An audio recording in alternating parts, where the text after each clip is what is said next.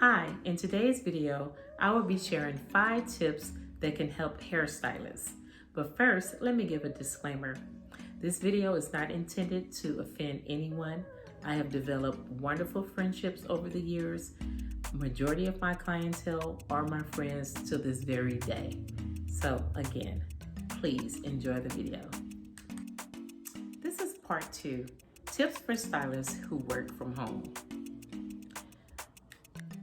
Tip number 1, make sure that you're ready before your client arrives.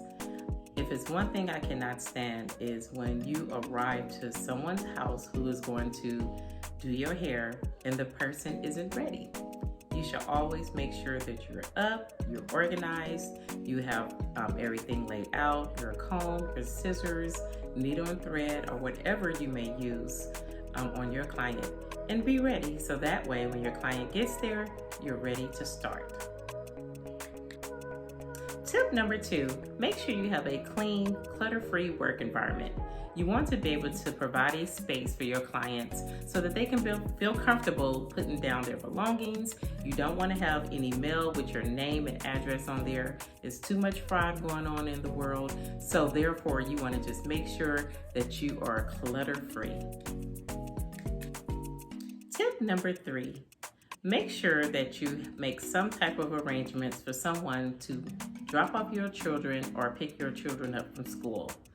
It is very, very frustrating for someone to be getting their hair done and then you stop in the middle to inform them that you have to pick up your children, or just make sure that you already have made some type of arrangements. That way you can finish your client hair, they can feel at ease, don't have to go outside looking crazy, and vice versa. If you have small children, or not only small children, but school-age children that are homeschooled, because right now during COVID, most of the children are at home, then let your client know in advance. That way, you can tell them, look, I have children, I may have to stop periodically here and there to make sure that they're doing what they're supposed to do. And most clients will understand, especially if you are a bond braider, they've been trying to, or hairstylist, they've been trying to get an appointment with you for months. Most likely your client will comply with that. But just be courteous and give them that option. Let them know in the beginning. That way it won't be any surprises.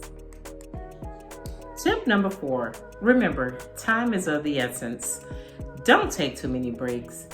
I understand having children, life happens, you have to cook dinner, you may have to, make phone calls, but keep in mind that your client has, arrived to you on time and they are expecting to be done at a certain time. So if you can, keep all your breaks to a minimum. Don't talk on the phone all day. Stop and take cigarette breaks. A lot of stylists do that and it is annoying, okay? I think that goes back to the old saying, well, in part 1, when I said clients are not your friends, sometimes stylists, get it twisted as well. They feel like this is my home, I'm at home, I'm relaxed, this is what I do. But no, you have to remember, you're still on the clock. You still have to treat your clients, this is your business. So you want them to return. You don't want to have a bad reputation of always stopping, never finishing. A style that should only take 5 to 6 hours is now taking 6 to 10 hours because you done stopped and cooked dinner and ran errands and all of that. So just remember and keep in mind that time is of the essence and your client's time is valuable. Which brings me to my last tip. Tip number 5, try to keep your company at a minimum. I understand it's your home. A lot of stylists are very popular. They have a lot of friends. People like to come through, shoot the breeze.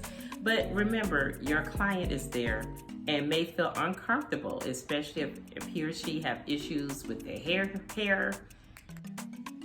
They may have issues with their hair. A lot of people suffer from alopecia, and even if they don't, it's just really uncomfortable to be sitting there.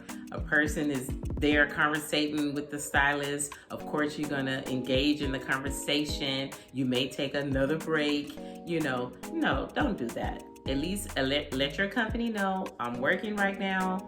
I'll be done in a few hours. We can catch up then. But just try to keep in mind that you are running a business and you are a professional. Don't ever let anyone try to downplay you because they're coming to your house and you're not at a shop. That doesn't mean anything. You are making money.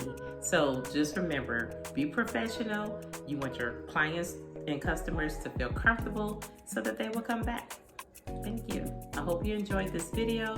Don't forget to like, comment, and subscribe.